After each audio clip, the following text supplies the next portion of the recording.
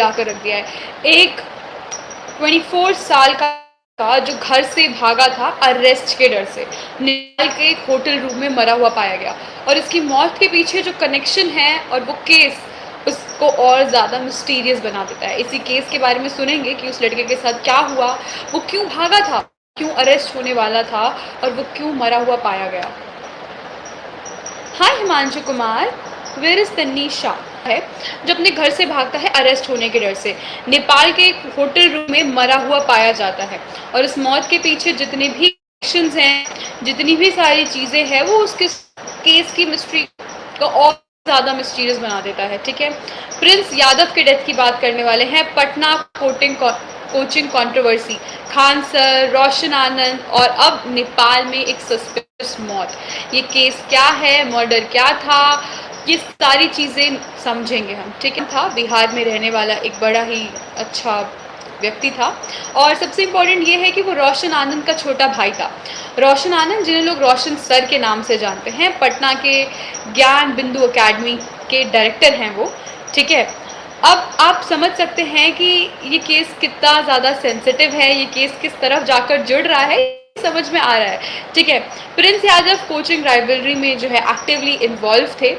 ठीक है, 2021 में जो है उन पर खान सर की कोचिंग पर अटैक करने का एक आरोप भी लगा था। समझ सकते हैं कि केस सेंसिटिव है। अब प्रिंस यादव कोचिंग राइवलरी में इन्वॉल्व थे, जैसे मैंने बताया 2021 में भी उन पर जो है खान सर की कोचिंग पर अटैक करने के काफ़ी सारे आरोप लगे थे। और फिर 2 जून 2026 बहुत ही रिसेंट इंसिडेंट है, आई थिंक सबने ही इस इंसिडेंट के बारे में सुना। पटना में जो है खान ग्लोबल इंस्टीट्यूट कोचिंग के बाहर जो पथराव हुए, फायरिंग हुई, उसमें भी प्रिंस यादव का नाम जो है आ रहा था।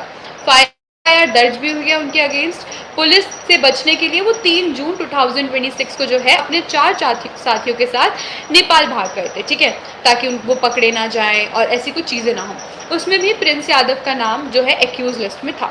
ठीक है, उसके बाद FIR दर्ज होती है, फिर प्रिंस यादव जो है वहाँ से फरार हो जाते हैं एंड पुलिस से बचने के लिए वो नेपाल भाग जाते हैं। ठीक है, पहले जो है मेट्रो सिटी होटल में रुका, फिर सुबह होटल रूम 2000 कह रही हूँ, फिर सुबह होटल रूम से वो दूसरे होटल रूम में शिफ्ट हो गए। ठीक है, अब यहाँ से शुरू होती है एक डार्क स्टोरी, एक असली चैप्टर आप समझ सकते हैं, क्योंकि यहीं से सारी मिस्टीरियस थिंग्स होना स्टार्ट होती हैं। ठीक है, तो हमें पता चला कि ये जो है प्रिंस यादव एक कंट्रोवर्सी में इन्वॉल्व थे। खान सर की कोचिंग के ऊपर अटैक करने के लिए पहले भी जो है उन्होंने अटैक करा था एंड अभी रिसेंटली जो 2 जून को अटैक हुआ उसके बारे में भी हम जानते ही हैं। ठीक है, अब उसके बाद जो है ये सारे इंसिडेंट होते हैं। ठीक है, उसके बाद वो भाग जाते हैं अभी रिसेंट इंसिडेंट के बाद, क्योंकि उनका एक्यूज में नाम था कि उन्होंने गोली चलवाई है, उन्होंने पथराव करवाए हैं, तो वो वहाँ से भाग गए नेपाल अपने 4 साथियों के साथ और वो जो है 2 होटल रूम्स चेंज करते हैं। अब यहीं से मेन कॉन्ट्रोवर्सी आती है, यहीं से मेन जो मिस्टीरियस स्टोरी है वो स्टार्ट होती है। 6 रात के करीब 10:30 बज रहे थे। सुबह होटल रूम 102 में वो जो है नेपाल में। ठीक है, एंड अचानक से प्रिंस यादव की जो तबीयत है वो काफ़ी ज़्यादा ख़राब है। साथियों ने तुरंत उन्हें जो है श्री कोशी हॉस्पिटल ले जाने की कोशिश की, लेकिन वो हॉस्पिटल तक पहुंच ही नहीं पाए। 11:30 बजे रास्ते में ही प्रिंस यादव ने अपना दम तोड़ दिया। अब डॉक्टर ने उन्हें मृत घोषित कर दिया। बॉडी जो है न्यूरो हॉस्पिटल लेके गया एंड वहाँ पर उसे पोस्टमार्टम के लिए रख दिया गया। फिर घंटे 2 घंटे के अंदर पता चला है कि ये लड़का जो है इसकी डेथ हो गई है। अब यहीं पर सवाल आता है कि यहीं पे जो है सवालों का सिलसिला एक तरह से आप समझ सकते हैं शुरू होता है। ठीक है, एक बार स्टार्टिंग से अगर हम इसको दोबारा से समझें कि जब वो नेपाल भागकर आए इस डर से कि वो अरेस्ट होने वाले हैं, तो वहाँ जब वो भागकर आए होटल रूम में एक रुके, वहाँ रात को जो है उनकी तबीयत खराब होना स्टार्ट होती है। जब खराब स्टार्ट होती है तो उन्हें कृष्णा हॉस्पिटल ले जाया जाता है। वहाँ पर हॉस्पिटल पहुँचने से पहले ही मतलब 11:30 बजे ही उनकी डेथ हो जाती है, तो उन्हें न्यूरो हॉस्पिटल में शिफ्ट कर दिया जाता है। ठीक है, एंड उनकी बॉडी जो है पोस्टमार्टम के लिए जाती है। बॉडी पोस्टमार्टम के जाने के बाद जो है सच सामने आने लगते हैं, कुछ ऐसे इंसिडेंट सामने आने लगते हैं जो काफ़ी सस्पिशियस होते हैं। ठीक है, अब नेपाल पुलिस के जो डॉक्यूमेंट्स हैं वो सामने आए जो बता रहे हैं कि यादव का दिल बंद हो गया था हॉस्पिटल से पहुंचने से पहले, मतलब उन्हें कार्डियक है वो अटैक आया। ठीक है, अब यहाँ पर एक ट्विस्ट आता है। सोर्स का कहना ये है कि मौत की रियल वजह ड्रग्स का ओवरडोज हो सकता है। होटल रूम से प्रिंस यादव की जो है ऐसी दवाइयाँ बरामद हुई हैं जो कंफर्म दिखा कि वो ड्रग्स का सेवन जो है करते थे, ठीक है। लेकिन सवाल ये है कि ओवरडोज ये एक्सीडेंट था या डेलिबरेटली उन्होंने ओवरडोज लिया, ठीक है। मतलब प्रिंस यादव ने अपनी मर्जी से ओवरडोज लिया, वो स्ट्रेस थे या क्या उनके दिमाग में रहा था कि ओवरडोज ड्रग्स हो गया, या फिर डेलिबरेटली उनको जानबूझकर ओवरडोज कराया गया, ठीक है। अब नेपाल में 5 से 6 लोग जो है हिरासत में लिए गए हैं, ठीक है। उसके बाद इन्वेस्टिगेशन के अब 3 जो है पहलू चल रहे हैं। Okay, so Mukund Kumar is saying everything is a lie. They did not do it. What is lie? It is better to use the term coaching instructors instead of teachers for these so-called teachers. I think हर चीज़ ना काफ़ी commercialise हो गई है, हर चीज़ commercialise हो गई है। मतलब I think कुछ प्रोफेशंस ऐसे होते हैं जिनके साथ मोरालिटी जुड़ी होती है, जिनके साथ एथिक्स जुड़े होते हैं, जिनके साथ एक होता है ना, कुछ ऐसे प्रोफेशन जिनके साथ मोरालिटी एथिक्स जुड़े होते हैं। डॉक्टर को ले लो, doctor should be morally right. अब बट आजकल क्या होता है, कोई इंसान मर गया है ऑलरेडी पहुंचने से पहले, पर वहाँ पर उसको हॉस्पिटल में ले जाते हैं, बोलते हैं हमें इसका ऑपरेशन करना पड़ेगा, 1 लाख का बिल बनवा लेते हैं। इंसान ऑलरेडी मरा हुआ होता है but still they are like just earning, तो कमर्शलाइज कर दिया उस चीज़ को, मोरालिटी ग्राउंड्स पे नहीं देखते हैं। Same goes with the media. आज के टाइम में मीडिया को नहीं फ़र्क पड़ता वो फेक न्यूज़ दिखा रही है, सही न्यूज़ दिखा रही है, वन साइडेड न्यूज़ दिखा रही है, न्यूट्रल नहीं है। They don't care about that. They just want their TRP and they just want to commercialize their channels. ठीक है, ऐसे ही आज same goes with the teachers. जितना एम्फसाइज उन्हें करना चाहिए बच्चों की पढ़ाई पर, जितना एम्फसाइज उन्हें करना चाहिए बच्चों की मदद पर, they are emphasising more upon making their coachings a big brands and earning more and more money. So या कोचिंग इंस्ट्रक्टर्स ही बोलना चाहिए rather than the teachers. This is happening in our society की हर चीज़ को काफ़ी 3 इंसिडेंट्स सामने आ रहे हैं। या तो एक नेचुरल डेथ हुई है क्योंकि उन्होंने ओवरडोज ड्रग्स के लिए अपनी विल से, अपने मेंटल स्ट्रेस या किसी पर्सनल रीज़न की वजह से। वहीं दूसरे कि एक्सीडेंटली ओवरडोज हो गया है, ठीक है, कि गलती से ओवरडोज हो गया उनका, ठीक है। एंड तीसरी बात मर्डर हुआ है, ठीक है, किसी तीसरे बंदे का हाथ है। अब क्या है ना, ये काफ़ी मिस्टीरियस बन चुका है। अभी तक कोई ऐसा फाइनल कंक्लूजन नहीं आया है कि उनकी डेथ का क्या कारण था, क्या कारण नहीं था, ठीक है। तो ये और भी ज़्यादा जो है मिस्टीरियस बन गया है।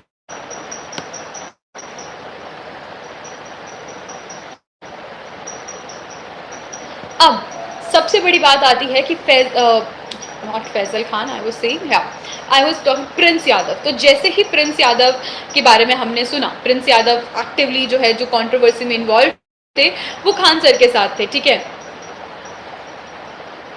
Okay, Khan sir speech guys reaction दिया ऑब्वियसली, ठीक है। तो अब जो ये जैसे ये न्यूज़ फैली, खान सर यानी फैजल खान जो हैं अपने यूट्यूब चैनल पर लाइव आते हैं, एक इमोशनल मैसेज जारी करते हैं और वो ये कहते हैं कि मेरे तो पैरों तले ज़मीन खिसक गई, मैंने इस मौत पर बड़ा ही शॉकिंग हूँ, मुश्किल से विश्वास हो रहा है कि क्या कोई तीसरा हाथ तो नहीं है उसमें, या क्या वो उनकी सच में एक नेचुरल डेथ हुई है। तो इस तरह से खान सर अपनी लाइफ में आते हैं, फैजल खान बोले तो आते हैं अपनी लाइफ में, इस तरह की चीज़ों को बोलते हैं और एक इमोशनल फर्जा जारी करते हैं, मतलब अपनी तरफ से जो है काफ़ी इमोशनल एक वीडियो जारी करते हैं, ठीक है।